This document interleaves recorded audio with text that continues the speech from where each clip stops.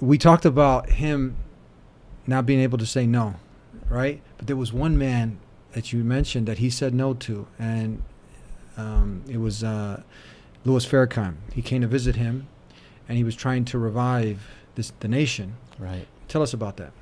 Yeah, Farrakhan told me this story that really amazed me because you got to spend time with him also. I did. I had to meet wow, Minister you're Farrakhan. with everybody. Yeah, I'm very persistent. I get people to talk to me. So, Ali became a Muslim because of the Nation of Islam, because of Elijah Muhammad. Yeah. And it wasn't just the religion; it was race. It was a big part of it. He liked what it had to say about being black in America. So when Elijah Muhammad died, Elijah's sons took the Nation of Islam in a different direction, eventually broke it up and took their followers into Orthodox Islam. And Ali went along and became a more traditional Muslim. But Minister Farrakhan decided he wanted to try to rebuild the Nation of Islam and restore the teachings of Elijah Muhammad.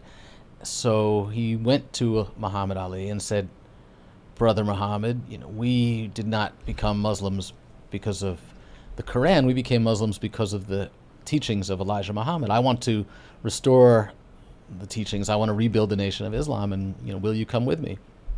And the story that Farrakhan told me is that they were in Ali's kitchen, and there was a football game on TV, and Ali said, Farrakhan, do you see that TV? You see that football game? How many people are in that stadium? And Ali said, everybody in that stadium knows me, but none of them know you. Get out. I'm not coming with you. I'm not coming back to the Nation of Islam. And it was an interesting story because it doesn't really.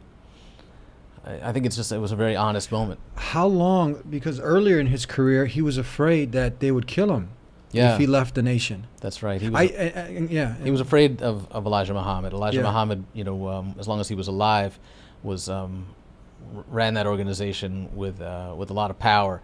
And obviously people felt like Malcolm X and others who crossed Elijah Muhammad paid for it.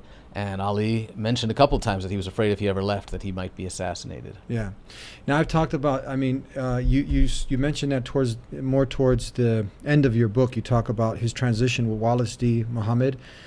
So that's a key point that I'm trying to figure out because this was around what he was probably in his late 30s.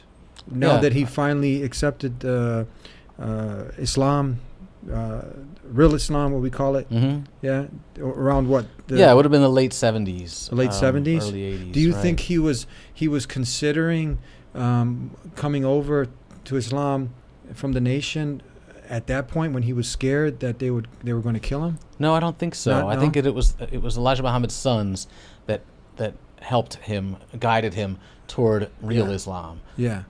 Yeah, so I've interviewed many.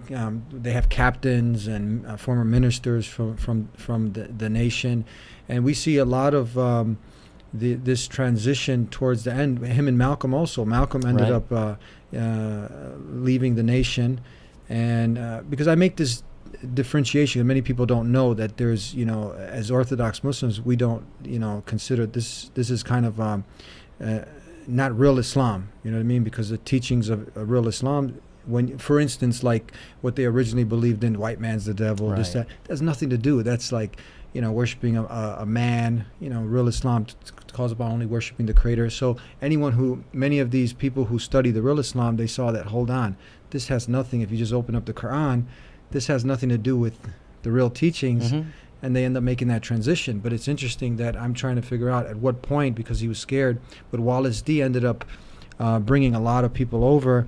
And then what happens from there, Farrakhan visits him to try to revive it, but then he said no. Right, he was loyal to Wallace D. And one of the things that happened when Elijah died is Herbert told Ali that my father wanted you to listen to Wallace and to do whatever Wallace says. Wait, Herbert is Wallace's brother.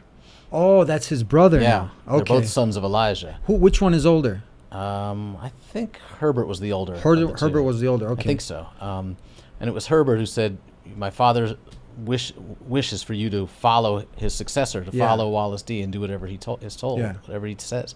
And Ali did that. And Wallace then began to transition toward Orthodox Islam, and Ali followed him. Yeah. But I don't think he would have done that prior to Elijah's death. You